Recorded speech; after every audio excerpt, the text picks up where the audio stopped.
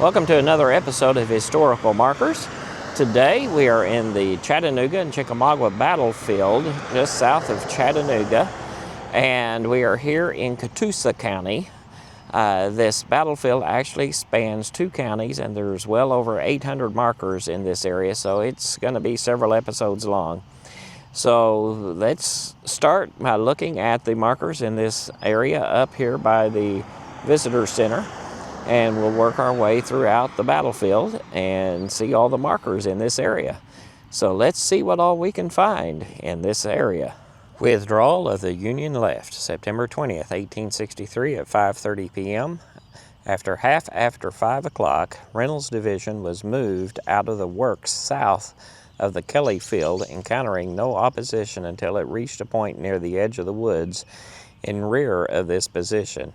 It then charged forward into the McDonald Field in two lines, with Turchin's brigade on the right and Robinson's on the left, passing close to the front of Govin's and Walthel's brigades of Liddell's division and forcing it back across the Lafayette Road.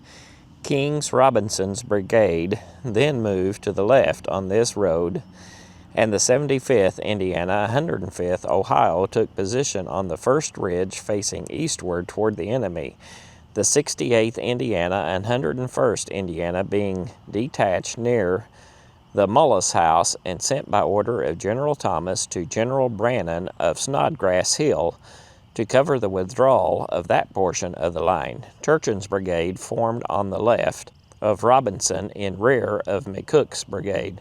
Willock's brigade, moving from a point near the Kelly House, formed on Robinson's right.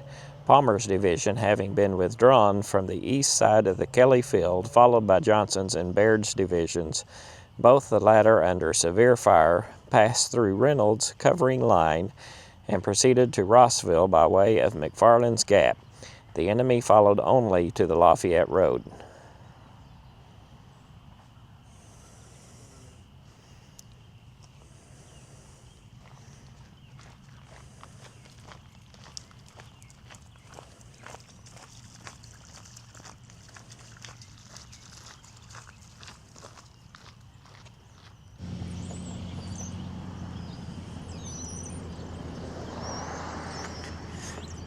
Here's several cannons, and the sign here says Slocomb's Louisiana Battery. Had 4 Napoleons and 2 James. After a severe artillery duel with batteries of Negley's division near Glass's Mill, about noon on the 19th, the battery withdrew under orders with the loss of Lieutenant Blair and 6 men killed, 4 men wounded, 7 horses killed and wounded. The battery came into position about 10 a.m. on the 20th by order of Major Graves, Chief of Artillery, near the McDonald House, and opened the enemy, disappearing in front of the battery, came into position on this ground under heavy artillery fire, which was returned. It was in this position that Major Graves was mortally wounded as the enemy's artillery fire was slackened. The brigade charged but was compelled to fall back, followed by the enemy. The battery retired across the ravine north to receive the enemy charge. When the brigade reached the ravine, the battery opened, driving the enemy back. This position being far in advance of the whole line, the brigade and battery withdrew. It expanded 562 rounds. Casualties of the battle was 1 officer and 10 men killed, 20 men wounded, 15 horses killed, and 5 wounded.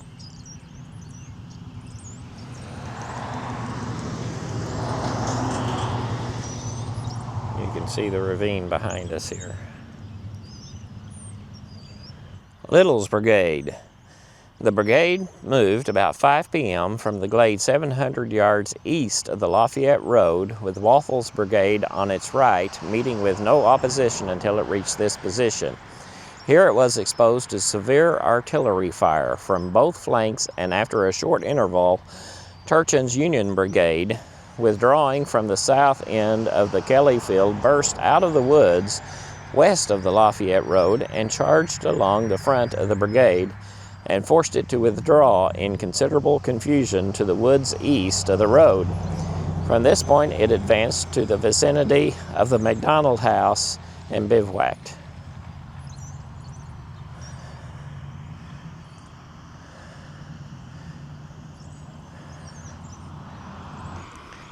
And this is the Florida Monument. It's got two dates on the top, 1861 and 1865. This monument has been erected in memory of the soldiers of the state of Florida who took part in the battle fought here September 19th through 20th of 1863, whether they fell in battle or lived, to render further service to their state and country.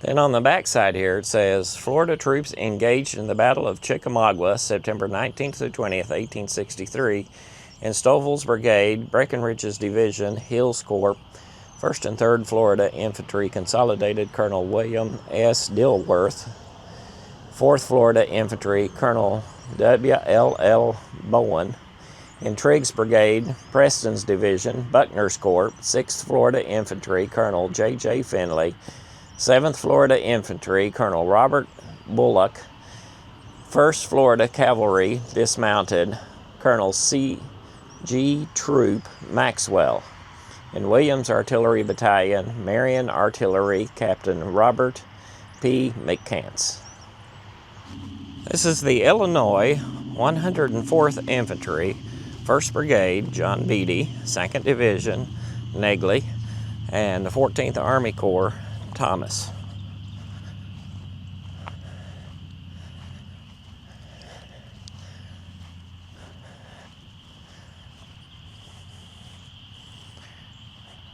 On the back side it says, commanded by Lieutenant Colonel Douglas Hateman, September 20th, 1863, 8 a.m. to 9:30 a.m. with a loss of 64.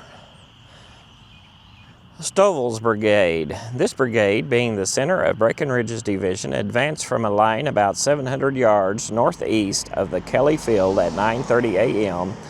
and reached this position about 10 o'clock, encountering and driving in two lines of skirmishes. Here it changed direction to face south, and with its right on the Lafayette Road, and Adams' Brigade in line with it west of the road, advanced into the Kelly Field, passing the left flank of the Union line and gaining its rear.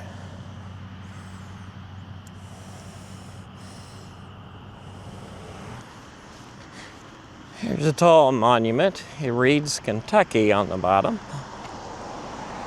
Get close enough to read the actual sign here.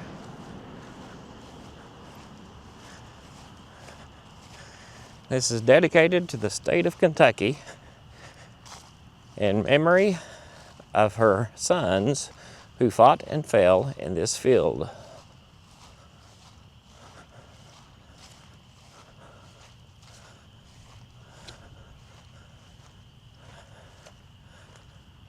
This is Union organizations from Kentucky, and it lists the regiments that came from Kentucky. United we stand, divided we fall.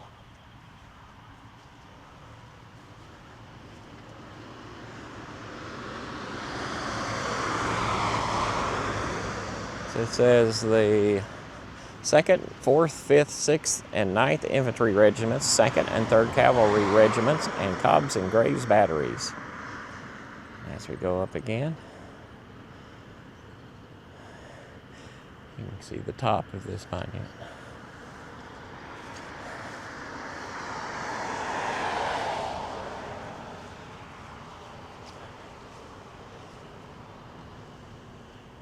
This little marker says, to the left of the Union line, Sunday, September 20th, 1863. Was 500 yards that way. This sign says Beatty's Brigade, Negley's Division. About 8 a.m., this brigade arrived from its position in the Dyer Field as the reserve of Negley's Division and went into line on the left of Dodge's Brigade, its left extending across the Lafayette Road. About 8:30 a.m., it was ordered to advance its left to the high ground near or around the McDonald House. And by the way, this road, where you keep hearing all the traffic, is the Lafayette Road. And this rock is for Indiana, the 42nd Regiment Infantry, McIntyre. The 1st Brigade was J. Beatty, 2nd Division, Negley, 14th Corps, Thomas, September 20th, 1863 at 8:45 a.m. to 9 a.m. This marker is for the 35th Regiment, Ohio Infantry, Vanderveer's Brigade, 11 a.m. on September 20th, 1863. Next we have Liddell's Brigade. From the glade about 1,250 yards northeast of this, the brigade moved to the assistance of Gist's Brigade, then assaulting the Union left. Before reaching Gist's Brigade, Gist had been repulsed. The left regiment of Liddell struck the log works of the Union left and was repulsed.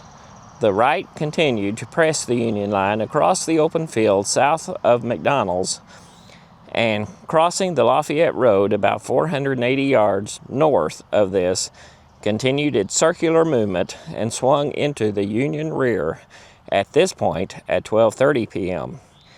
Being isolated and its left enfiladed and overlapped, the brigade retired by the right flank westward and northward to the position from which it had advanced.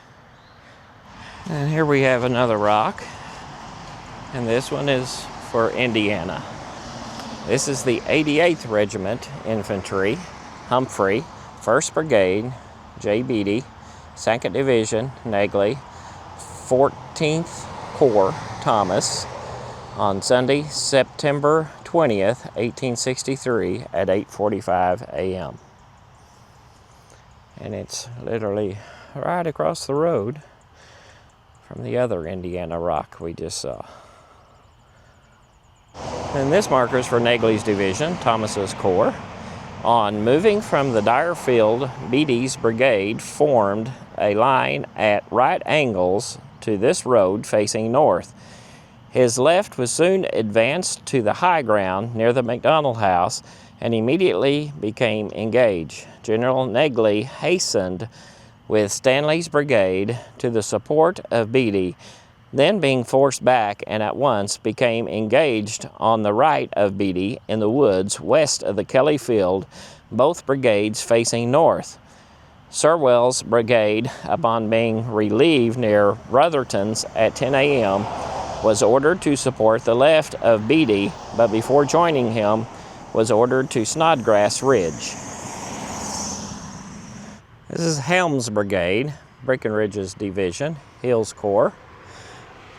In advance of Breckinridge's Division from east of the Kelly Field to the 6th Kentucky on the right of the brigade, the 4th Kentucky next in line with it, and 6 companies of the 41st Alabama cleared the Union log works on the east line of the Kelly Field and reached this line.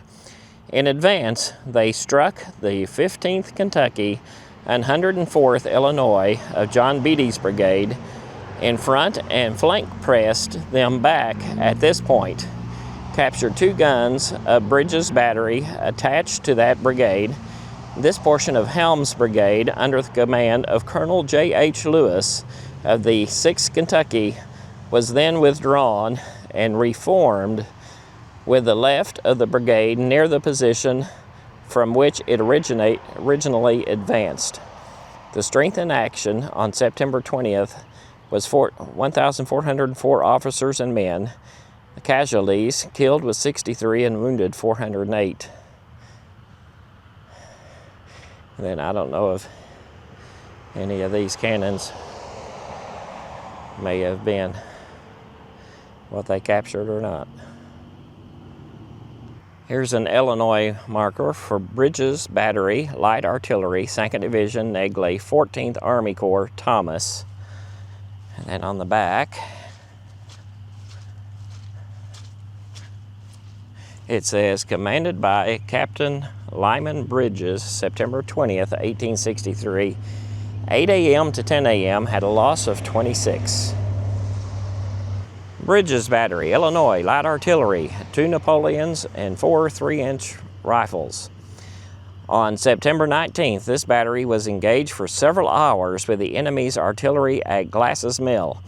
Later moved with the brigade via Crawfish Spring to the Dyer Field and bivouacked. On the 20th at 8 a.m., reached this position from which about 9:30 a.m. it opened fire upon the enemy, then appearing in the woods, an open field some 400 yards to the northeast. After a fight, brief but desperate, the battery being attacked in front and flank, it was obligated to retire with the loss of 2 guns, 1 caisson, 3 limbers, and 22 horses disabled. Lieutenants Temple and Seaborn, with 4 guns, then reported to General Negley on Snodgrass Hill, where they were soon afterwards joined by the captain who, with the help of an infantry detachment, had hauled off 4 guns abandoned by other batteries. The battery retired soon after noon under General Negley's orders to Rossville, where it bivouacked. Total casualties: killed was 1 officer and 5 enlisted men. Wounded, 16 enlisted men. Missing, 4 enlisted men. Lost 2 guns, 1 caisson, 3 limbers, and 46 horses were killed.